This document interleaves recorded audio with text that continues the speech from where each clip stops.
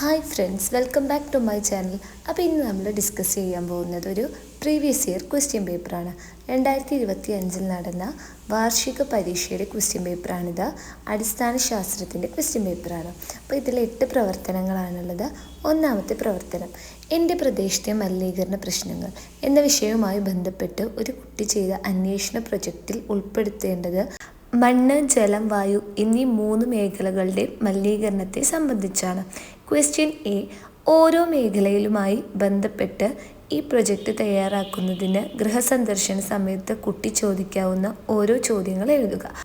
അപ്പോൾ ഈ പ്രൊജക്റ്റിന് വേണ്ടി ഓരോ വീട് സന്ദർശിച്ച ഈ 3 മേഖലകളുമായി ബന്ധപ്പെട്ടുള്ള ചോദ്യങ്ങൾ ചോദിക്കാനാണ് ഒന്നാമത്തെ ക്വസ്റ്റ്യൻ. അപ്പോൾ അതിൻ്റെ ആൻസർ, ഫസ്റ്റ് ക്വസ്റ്റ്യൻ ചോദിക്കുന്നത് പ്ലാസ്റ്റിക് മാലിന്യങ്ങൾ മണ്ണിലേക്ക് വലിച്ചെറിയാറുണ്ട്. അപ്പോൾ മണ്ണുമായി ബന്ധപ്പെട്ട ക്വസ്റ്റ്യൻ അതാണ്, പ്ലാസ്റ്റിക് മാലിന്യങ്ങൾ മണ്ണിലേക്ക് വലിച്ചെറിയാറുണ്ടോ. സെക്കൻഡ് ക്വസ്റ്റ്യൻ, മാലിന്യങ്ങൾ ജലാശയങ്ങളിലേക്ക് വലിച്ചെറിയാറുണ്ടോ. അഴുക്കുവെള്ളം ജലാശയങ്ങളിലേക്ക് ഒഴുക്കിവിടാറുണ്ടോ. മൂന്നാമത്തെ ക്വസ്റ്റ്യൻ, തുറസായ സ്ഥലങ്ങളിൽ മാലിന്യങ്ങൾ കത്തിക്കാറുണ്ടോ. അപ്പോൾ അത് വായുവുമായി ബന്ധപ്പെട്ട ക്വസ്റ്റ്യൻ. അപ്പോൾ ഇതല്ലാതെ വേറെയും ഇതുമായി ബന്ധപ്പെട്ടിട്ട് ചോദ്യങ്ങൾ നിങ്ങൾക്ക് എഴുതാവുന്നതാണ്. ഇനി ബി ക്വസ്റ്റ്യൻ, മാലിന്യമുക്ത ഹരിത വിദ്യാലയമാക്കി മാറ്റുന്നതിന് ഏറ്റെടുക്കേണ്ട 2 പ്രവർത്തനങ്ങൾ എഴുതുക. അതായത് നമ്മുടെ സ്കൂളുകളൊക്കെ മാലിന്യമുക്തമാക്കാം, മാലിന്യം ഇല്ലാതാക്കുന്നതിന് വേണ്ടി എന്തൊക്കെ പ്രവർത്തനങ്ങൾ ചെയ്യാൻ പറ്റും, അതിൽ ഏതെങ്കിലും 2 എഴുതാനാണ് പറഞ്ഞിട്ടുള്ളത്.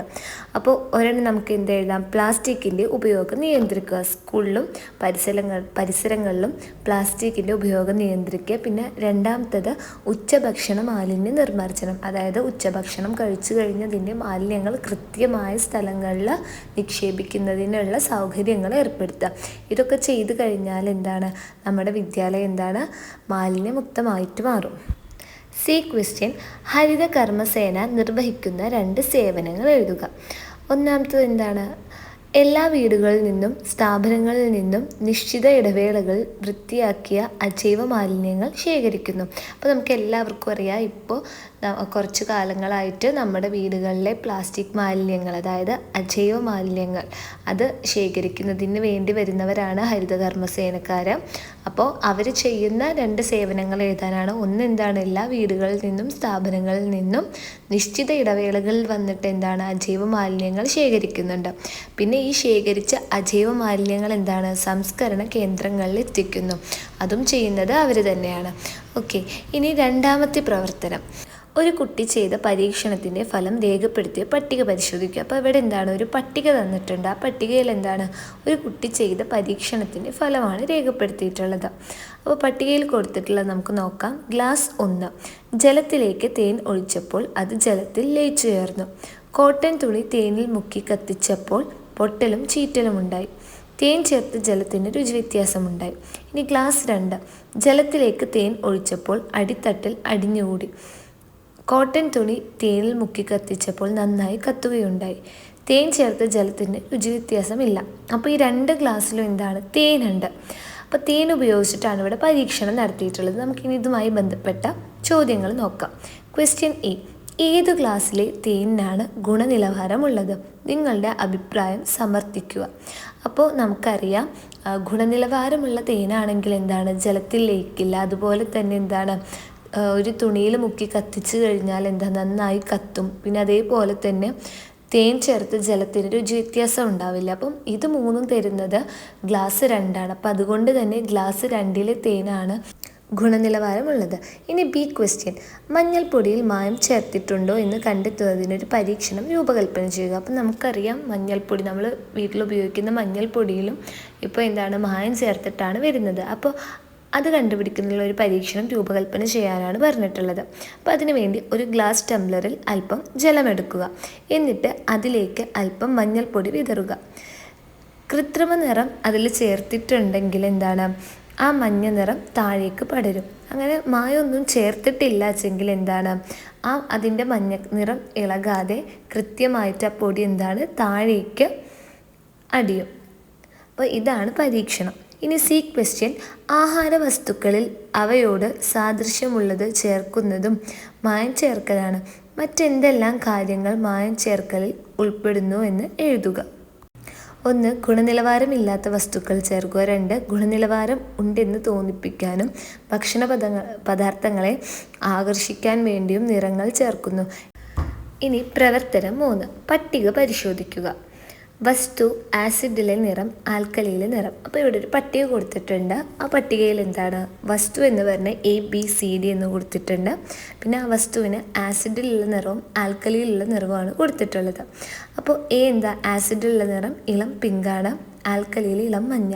B, നിറമില്ല, ആൽക്കലിയിൽ പിങ്ക് നിറം. C, ആസിഡിൽ ചുവപ്പ്, ആൽക്കലിയിൽ നീല. D, ആസിഡിൽ ചുവപ്പും ആൽക്കലിയിൽ നീലയാണ്. ക്വസ്റ്റ്യൻ A, മുകളിൽ കൊടുത്തിരിക്കുന്ന ABCD എന്നിവ സൂചകങ്ങളായി ഉപയോഗിക്കുന്നു. അവ ഏതെന്ന് പട്ടിക പരിശോധിച്ച് എഴുതുക. അപ്പോൾ ഈ ABCD എന്താണ്, സൂചകങ്ങളാണ് നമുക്ക് മനസ്സിലായി. ഇനി ആ ഓരോ സൂചകങ്ങളും ഏതാണെന്ന് എഴുതാനാണ്. അപ്പോൾ നമുക്കത് കണ്ടാൽ തന്നെ മനസ്സിലാവും. A എന്ന് പറഞ്ഞ സൂചകമാണ് ആസിഡിൽ ഇളം പിങ്കും ആൽക്കലിയിൽ ഇളം മഞ്ഞും തരുന്നത്. അപ്പോൾ അതുകൊണ്ട് A എന്ന് പറഞ്ഞ സൂചകം ഏതായിരിക്കും, methyl orange. B, phenolphthalein. C, നീല ലിറ്റ്മസ്. D, ചുവപ്പ് ലിറ്റ്മസ്. B ക്വസ്റ്റ്യൻ, 2 പ്രകൃതിദത്ത സൂചകങ്ങളുടെ പേരും അവയ്ക്ക് ആസിഡിലും ആൽക്കലിയിലും ഉണ്ടാകുന്ന നിറം മാറ്റവും എഴുതുക. അപ്പോൾ എന്താ, ഒന്നാമത്തേത് ചെമ്പരത്തി പേപ്പർ. ചെമ്പരത്തി പേപ്പർ ഒരു പ്രകൃതിദത്ത സൂചകമാണ്. ചെമ്പരത്തി പേപ്പർ നമ്മൾ ആസിഡിൽ മുക്കിക്കഴിഞ്ഞാൽ ചുവപ്പ് നിറമാവും, ആൽക്കലിയിലാണെങ്കിൽ നിറം മാറ്റമില്ല. ഇനി മഞ്ഞൾപ്പൊടി. മഞ്ഞൾപ്പൊടി ആസിഡിൽ ഇട്ട് കഴിഞ്ഞാൽ എന്താണ്, മഞ്ഞ നിറമായിരിക്കും, ആൽക്കലിയിലിട്ടാൽ ചുവപ്പ് നിറം. ഇനി C ക്വസ്റ്റ്യൻ, തൈരിൽ കാണുന്ന ബാക്ടീരിയ ഏത്? 3 ഓപ്ഷൻ കൊടുത്തിട്ടുണ്ട്. ലാക്ടോബാസിലസ് ആണ് അതിൻ്റെ ആൻസർ. ഓക്കെ, ഇനി പ്രവർത്തനം 4, ലോക ഭക്ഷ്യദിനത്തോടനുബന്ധിച്ച് ആരോഗ്യവകുപ്പ് നൽകിയ സന്ദേശമാണ് താഴെ കൊടുത്തിരിക്കുന്നത്. സന്ദേശത്തിൽ എന്താണ് പറയുന്നത്, വൃത്തിയുള്ളതും സുരക്ഷിതവും ആരോഗ്യകരവുമായ ഭക്ഷണം എല്ലാവരുടെയും അവകാശമാണ്. ശുചിത്വമാണ് ഏറ്റവും പ്രധാനം. ആഹാരം വിളമ്പുന്നതിനും കഴിക്കുന്നതിനും മുമ്പ് കൈ സോപ്പ് ഉപയോഗിച്ച് കഴുകണം.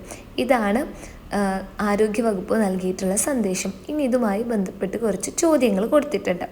ഫസ്റ്റ് ക്വസ്റ്റ്യൻ A, ശുചിത്വവുമായി ബന്ധപ്പെട്ട് നൽകാൻ സാധ്യതയുള്ള മറ്റ് എന്തെങ്കിലും 4 നിർദ്ദേശങ്ങൾ എഴുതുക.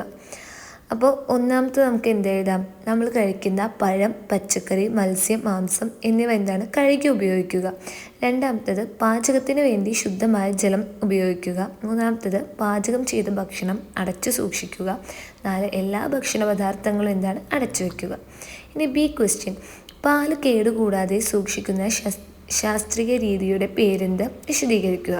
അപ്പോൾ അതിൻ്റെ പേരാണ് പാസ്ചറൈസേഷൻ. പാസ്ചറൈസേഷൻ എന്ന് പറഞ്ഞാൽ പാലെന്താണ് 70 ഡിഗ്രി സെൽഷ്യസിൽ 30 സെക്കൻഡ് ചൂടാക്കി പെട്ടെന്ന് അതിനെന്താണ് 10 ഡിഗ്രി സെൽഷ്യസിലേക്ക് തണുപ്പിക്കുന്ന ആ ഒരു പ്രക്രിയയ്ക്ക് പറയുന്ന പേരാണ് പാസ്ചറൈസേഷൻ. C ക്വസ്റ്റ്യൻ, മത്സ്യം കേടുകൂടാതിരിക്കാൻ ഉപയോഗിക്കുന്ന ഐസ് ദീർഘനേരം അലിഞ്ഞു പോകാതിരിക്കാൻ ചേർക്കുന്ന രാസവസ്തു ഏത്? അപ്പോൾ നമുക്കറിയാം മത്സ്യങ്ങൾ എന്താ കേടുവരാതിരിക്കാൻ വേണ്ടി ഐസ് ഇട്ട് വെക്കുന്നുണ്ട്. പക്ഷേ ഐസ് എന്താണ് പെട്ടെന്ന് തന്നെ വെള്ളമായിട്ട് മാറുന്നില്ല. അതിനുള്ള കാരണം അതിലെന്ത് ചേർക്കുന്നത് കൊണ്ടാണ്? 3 ഓപ്ഷൻ ഉണ്ട്. ഓപ്ഷൻ A ആണ് റൈറ്റ് ആൻസർ. എന്താണ് option A, ammonium chloride. Okay, ഇനി നെക്സ്റ്റ് പ്രവർത്തനം 5. മനുഷ്യരിലെ വ്യത്യസ്ത ഇനം പല്ലുകളാണ് ഉളിപ്പല്ല്, കൊമ്പല്ല്, ചർവണകം, അഗ്രചർവണകം. ഇനി അതുമായി ബന്ധപ്പെട്ട് 3 ക്വസ്റ്റ്യൻസ് ഉണ്ട്. ഫസ്റ്റ് ക്വസ്റ്റ്യൻ A, ഇതിൽ സസ്യഭോജികൾക്ക് ആവശ്യമില്ലാത്തത് ഏതാണ്? സസ്യഭോജികൾക്ക് ആവശ്യമില്ലാത്തത് കൊമ്പല്ലാണ്. B ക്വസ്റ്റ്യൻ, ആഹാരത്തിന് ആമാശയത്തിൽ വെച്ച് നടക്കുന്ന മാറ്റങ്ങൾ എന്തെല്ലാം? 1, ആമാശയഭിത്തിയുടെ ചലനം മൂലം ആഹാരം കുഴമ്പ് രൂപത്തിലാകുന്നു.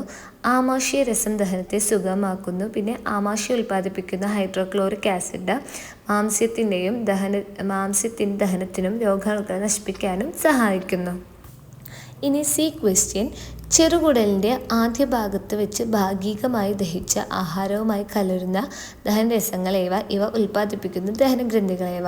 അപ്പോൾ 1 പിത്തരസമാണ്, അത് ഉൽപ്പാദിപ്പിക്കുന്നത് കരൾ. പിന്നെ ആഗ്നേയഗ്രന്ഥി ഉൽപ്പാദിപ്പിക്കുന്ന ആഗ്നേയരസം. ഇനി പ്രവർത്തനം 6, ഒരു കുട്ടിയുടെ സ്റ്റീൽ ചോറ്റുപാത്രം മുറുകി അടഞ്ഞുപോയി. ടീച്ചറിൻ്റെ സഹായത്തോടെ പാത്രത്തിൻ്റെ അടപ്പ് ചൂടാക്കി തുറന്നു. A ക്വസ്റ്റ്യൻ, ഖരവസ്തുക്കളിലെ താപവുമായി ബന്ധപ്പെട്ട ഏത് പ്രത്യേകതയാണ് ഇവിടെ പ്രയോജനപ്പെടുത്തിയത്?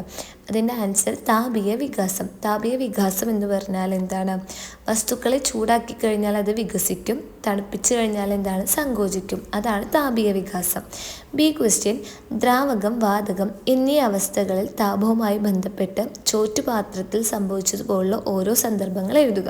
അപ്പോൾ ഇവിടെ ചോറ്റുപാത്രം എന്ന് പറയുന്നത് ഖരാവസ്ഥയിലുള്ളതാണ്. അപ്പോൾ അതിന് താപീയ വികാസം നടക്കുന്നുണ്ട്. അതുപോലെ ദ്രാവകത്തിനും വാതകത്തിനും ഉദാഹരണം എഴുതാനാണ് പറഞ്ഞിട്ടുള്ളത്. അപ്പോൾ ഇവിടെ കൊടുത്തിട്ടുള്ള ഉദാഹരണം വാതകത്തിൻ്റെയാണ്, കരക്കാറ്റും കടൽക്കാറ്റും. അതുപോലെ ദ്രാവകത്തിലുണ്ട്. ദ്രാവകത്തിൽ വരുന്നത് തെർമോമീറ്ററാണ്. നമുക്കറിയാം ശരീര താപനില അളക്കുന്നതിന് വേണ്ടി ഉപയോഗിക്കുന്നതാണ് തെർമോമീറ്റർ. അതിനകത്ത് മെർക്കുറി ഉണ്ട്. അപ്പോൾ ആ മെർക്കുറി ചൂടാവുന്നതിനനുസരിച്ച് വികസിക്കുകയും തണുക്കുമ്പോൾ എന്താണ്? സങ്കോചിക്കുകയും ചെയ്യുമ്പോഴാണ് നമുക്ക് ആ തെർമോമീറ്ററിൽ റീഡിങ് കിട്ടുന്നത്. അപ്പോൾ അതും എന്താണ്? താപീയ വികാസത്തിനുള്ള ഉദാഹരണമാണ്. ക്വസ്റ്റ്യൻ സി, പാത്രം മുഴുവനായി ചൂടാക്കാതെ അടപ്പ് മാത്രം ചൂടാക്കിയതിൻ്റെ കാരണം എന്ത്? കാരണം എന്താണ്? പാത്രത്തിൻ്റെ അടപ്പ് മാത്രം ചൂടാക്കുമ്പോൾ അത് വികസിച്ച് ചോറ്റുപാത്രം നമുക്ക് എളുപ്പത്തിൽ തുറക്കാൻ കഴിയും. എന്നാൽ ചോറ്റുപാത്രം മൊത്തത്തിൽ ചൂടാക്കി കഴിഞ്ഞാൽ എന്താണ്? അപ്പോൾ പാത്രം മൊത്തത്തിൽ വികസിച്ച് നമുക്ക് തുറക്കാൻ ബുദ്ധിമുട്ടാകും. ഇനി പ്രവർത്തനം 7. ഇവിടെ എന്താണ്? കുറച്ച് ചിത്രങ്ങൾ കൊടുത്തിട്ടുണ്ട്. അപ്പോൾ ഈ ചിത്രങ്ങളുമായി ബന്ധപ്പെട്ടിട്ട് കുറച്ച് ചോദ്യങ്ങൾ താഴെ കൊടുത്തിട്ടുണ്ട്. ചിത്രങ്ങൾ പരിശോധിച്ചല്ലോ.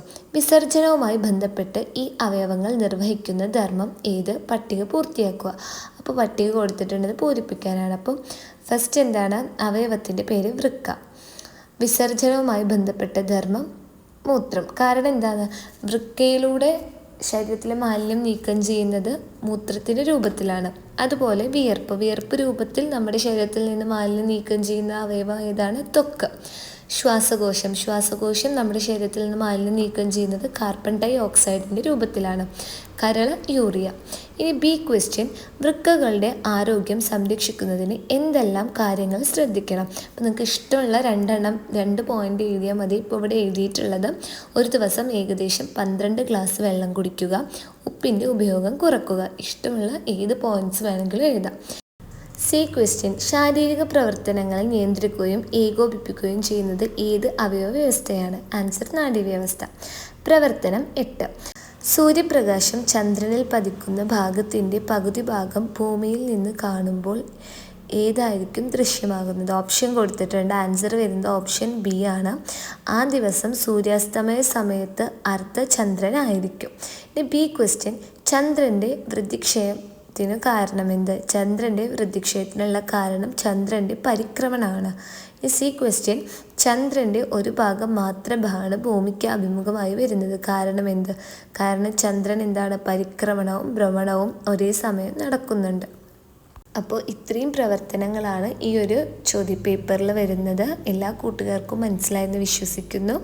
ഇനി നമുക്ക് അടുത്ത വീഡിയോയിലൂടെ കാണാം. Thanks for watching.